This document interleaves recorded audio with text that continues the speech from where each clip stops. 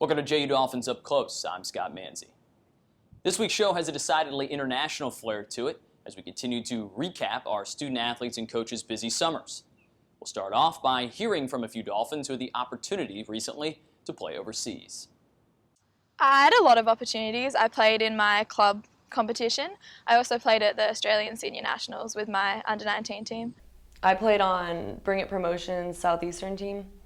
Back in November, it was the Central American and Caribbean Games, and there were 3 games. We unfortunately, because of results, we couldn't go through the group stage.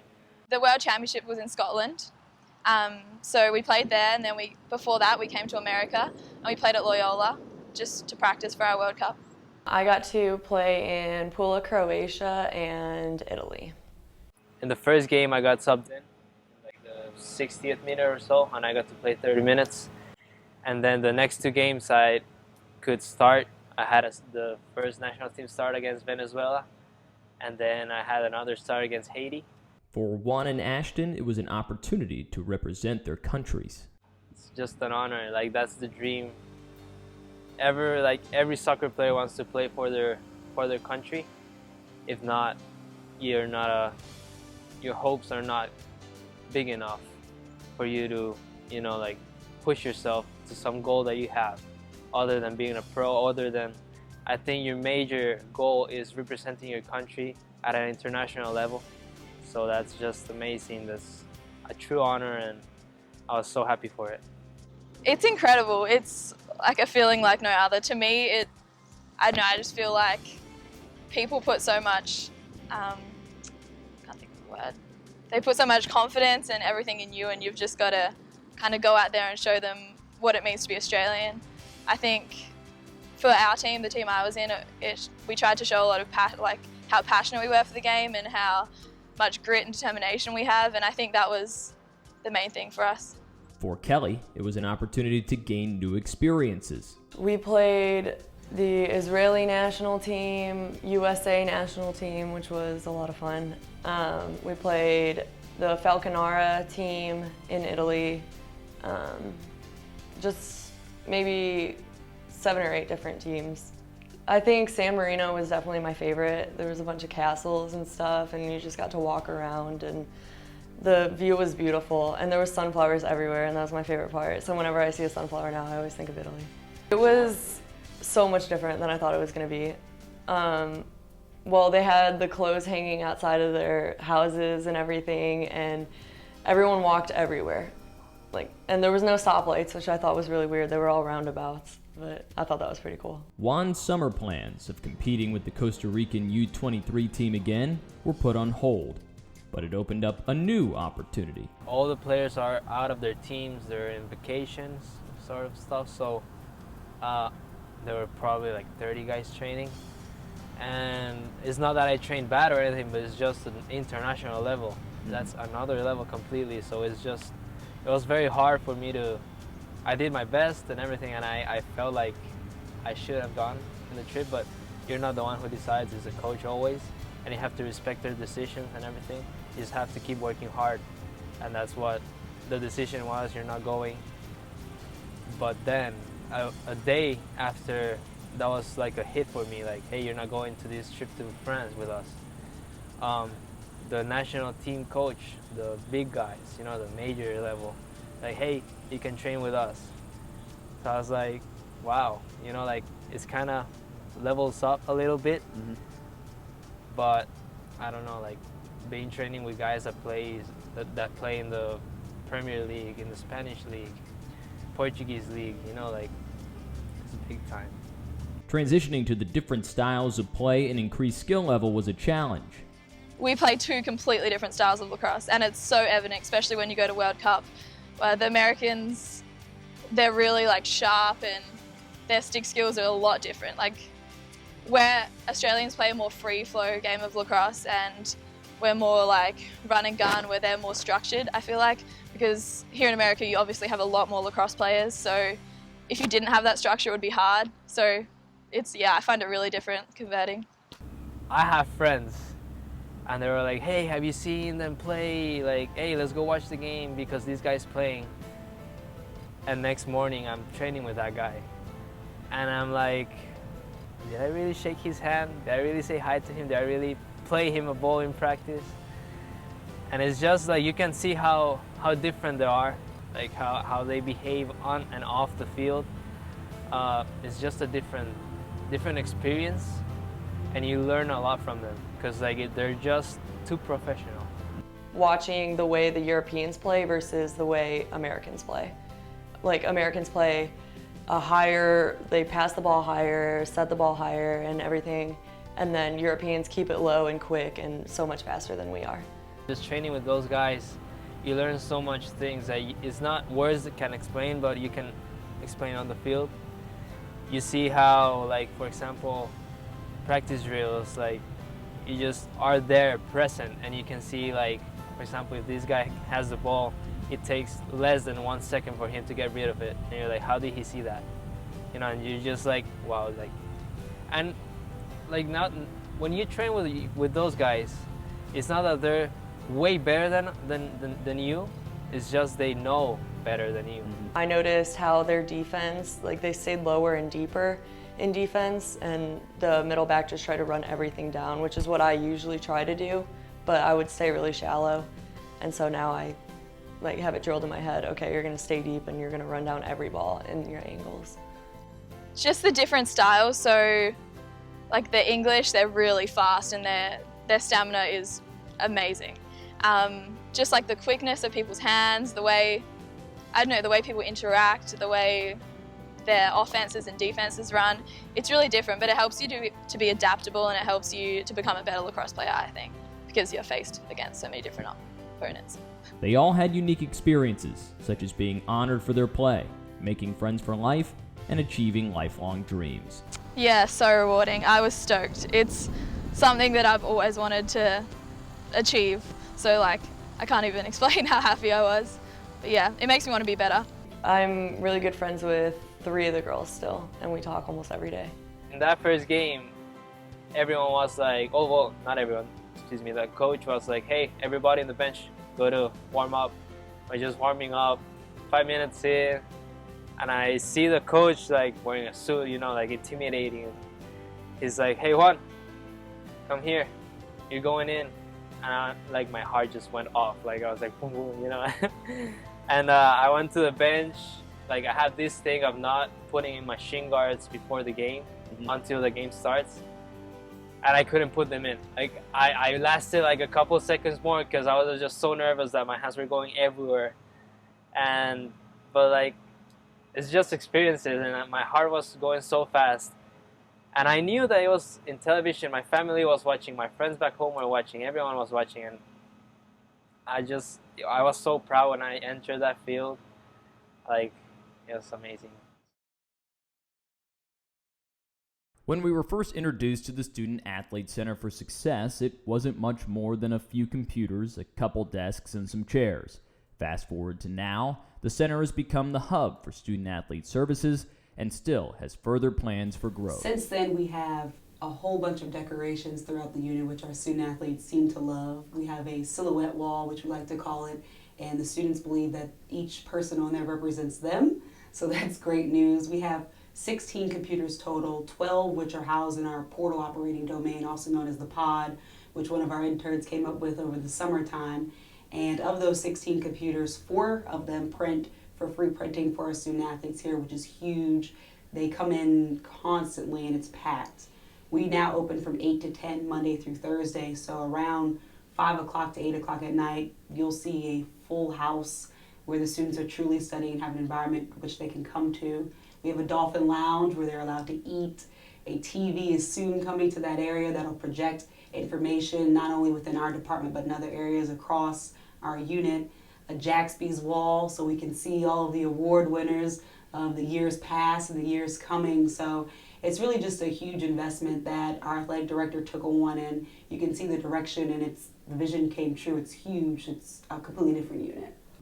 In any place, big universities, even small universities, you want to create a home for the student athletes. You want them to walk in and feel like, you know, there's something there for them. You want to feel welcome. And I think that the decor gives that sense of welcoming. This is, the center, since they've added all these additions, is really top of the line. As a student athlete, we had the same thing. It's nice to go into a room that has something to look at. You're in there studying for, 6 to 8 hours a week. You don't want to be just in a blank room like you would be in your dorm room. It gets kind of boring. So in here, having this visual is, I think, really great for the student athletes. They love it, especially our freshmen who didn't see the center before. They're walking in like this has always been here. Our sophomores, especially the ones that were here last year, are just amazed by it, and they really appreciate the computers. They really appreciate that they could come here and call it home. I've heard a very positive response. I think they like coming in here. They like to be able to say hey to their peers, and we like it because we get to see them more. Having them come in here versus in the library. They come by our office if they have a question, or right here for them. So that's really helped a lot, and I think that they've really responded to that. The development of the Dolphin Lounge, and speaking with Dr. Horner actually this week, we found out that we're going to get a little bit more space. So I'm excited to develop the area outside of this perfect center, if you will, but we have the study area, which I feel is complete. In future editions, we want a massive printer, hopefully with a sponsor attached to it, so that would be huge. That way we can do a little bit more work and add increased productivity to the unit. But honestly, the Dolphin Lounge is one thing that needs to continue to develop in terms of, a refrigerator, a microwave, and that 46-inch television, which should be here within the next couple of weeks. Our future plans is to solidify an area where we can get some of our own tutoring here. It's kind of hard for them to stay here, then go to the library for tutoring. So we want to at least have a section for a few tutors so that they can stay here, go to the tutor, come back in our center, and get some work done. We had our Student Athlete Advisory Committee retreat here, and they were so excited just to see the transformation that's taken place in this unit over the past year. I mean, you've seen it yourself. We've gone from wallpaper on the walls to a pool table without pool balls to now we have desks, computers, matching chairs, free printing, and like I said before, just an area where they can come and be themselves and people recognize that they are student athletes trying to succeed.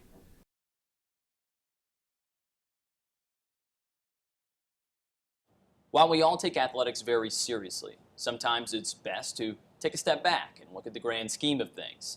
Head men's soccer coach Mauricio Ruiz, already a fast climber in the coaching industry, has managed to make an impact in a short period of time with his foundation, World Sports United, as well. World Sports United is something that me and my fiance just, over the course of our relationship and being involved in everything we do with sports, just decided that we wanted to do something else. We've seen too many, me personally, too many gears and too many balls and jerseys and equipment from year to year just go unused and really kind of just thrown away. So we decided at one point, just with different affiliations that we had, to collect as many sports equipment that we could from friends and relatives and anybody else that's willing to. And then we started the process of relationships with areas around the world and in-state, in the country, but really more in developing countries, so we can provide that same happiness that we acquired when we got our first pair of cleats and we got our first new jersey. That natural happiness that you get as an athlete, as a competitor. We founded the foundation in January of 2015, so really just about 8 months now that we hit the ground running. We've developed some relationships, great relationships domestically as far as getting donations. I think we're overwhelmed with the amount of donations that we've received so far and the interest. And then we started a handful of relationships outside of actually the destination where those donations can go to. While the soccer connection for a soccer coach seems obvious, it runs deeper than that. So I think it's a little bit of a family engagement. So we started, we're the co-founders of it, but we have my sisters that are involved, that are part of, my sister, one of them is a nurse, the other one is in IT and education as well. Some of my really good friends that are all involved in sports are doctors, or other nurses, or energy, healers that kind of just really would love to kind of take on, our mission, that what we're doing. So it's become a bit of a close-knit community effort between our family and friends. Even though I think we can and we will expand into other sports, but I think the one natural language and the one consistent language around the world, take politics aside, take religion aside, the one thing that everybody loves in the midst of all those chaotic reasons for war or whatever, is soccer. It's the one language that we actually have in the tip of our tongue, per se, that we can communicate around the world with anybody by really just the roll of a soccer ball, by the presentation of a jersey. Everybody knows Manchester United, everybody knows Barcelona, and everybody knows what a round ball looks like that you can kick with. So it's a language that we could really extend, and we can go for more than, go towards different destinations and speak the same language. So I think that's certainly our key into the door. There are so many regions that need help, but World Sports United had to start somewhere. Part of developing our company was identifying relationships of communities that were somewhat organized already, that we could trust who we're dealing with and who we're actually communicating. So we sent equipment over to Zimbabwe, to Tanzania, to areas in the country here, to Texas, to South Florida. And then the Haiti opportunity came up through a friend that actually put us in contact with someone that actually has an organization in Haiti that are getting, kids from the streets, homeless kids, or kids that have been through some type of trouble in their lives. And they started about 200 kids, and they have a little organization that need help, that need some funding, that need equipment, that need jerseys, that need socks. So we just started that relationship, and then it was our second year anniversary, and they invited us to come down and actually participate in what we're helping with. I think the reception was unbelievable. People treated us with the utmost respect and open arms. The residents there, the kids that we actually got in contact with, was unbelievable. Just from an experience standpoint, you're definitely seeing something that you're a little bit outside your comfort zone, and not just from a luxury standpoint. You expect not to have some of the amenities that you have here, but the view that you have the entire time of what the country is actually like, and that there are no nicer areas from a specific places where you go to. I thought the people were incredible. The people are deserving of more, and I think what hits you the most is that Haiti is right next door. Haiti is only a couple hours away, from playing. I think we typically think of, well, let's go help developing countries. You think of Africa. I think that's a natural thing that we think of, and certainly that's a place that needs a lot, certainly some more than others. But Haiti, in the middle of other Caribbean countries and only a couple hundred miles away from Miami, are our neighbors. And it's a country that it couldn't be two worlds further apart, but at the same time so close together. So I think that really hits you a lot harder than the actual what is happening there, that you are so, at least to me, that you're so close to it, but in everything around it seems somewhat organized in the Dominican Republic, in Puerto Rico and other countries, but it's so different. Despite not having hit its one-year anniversary yet, the impact and growth of the foundation has been substantial. The foundation started by just a clear-cut message of providing used and new equipment to places that couldn't afford or don't really have an abundance of them.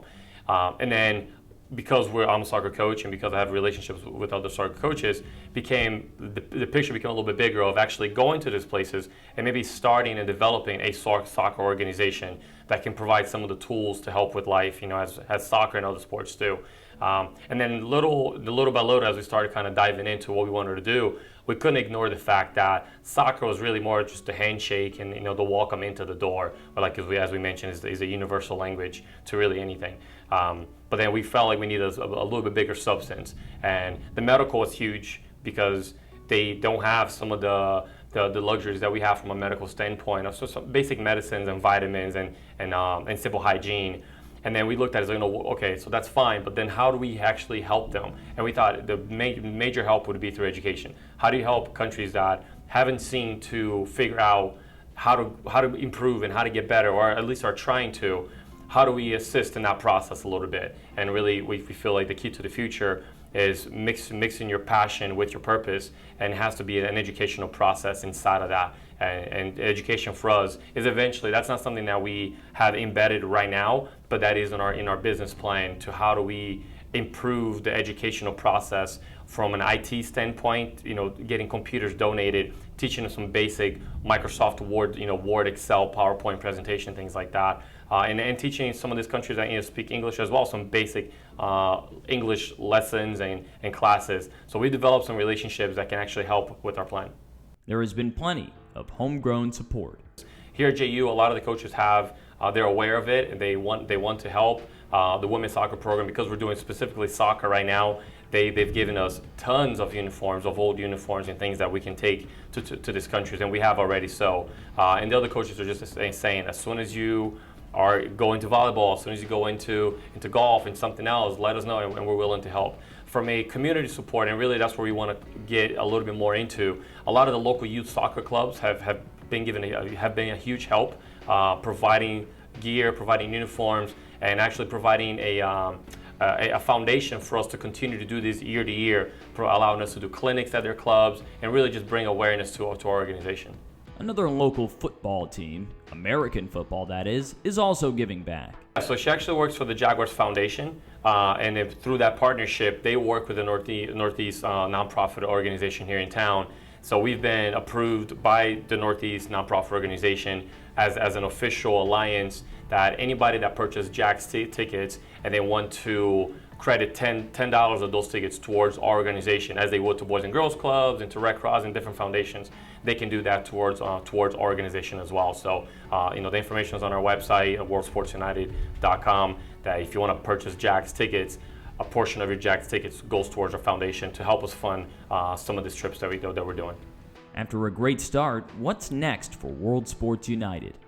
So we want to come back and we want to continue to do something that is going to be sustainable in one location. All right, but we're working with another organization right now that have a similar project in Guatemala. We've been invited to go to Kenya. We've been invited to go to Tanzania, and then certainly we want to go to South America as well and some more Central American countries to continue to do that. So we're committed to go back to Haiti for next year, but we want to do our trip, and as we expand our staff and expand our support system, there's no reason why we're not doing several of those trips throughout the year, just different locations and different people in our organization.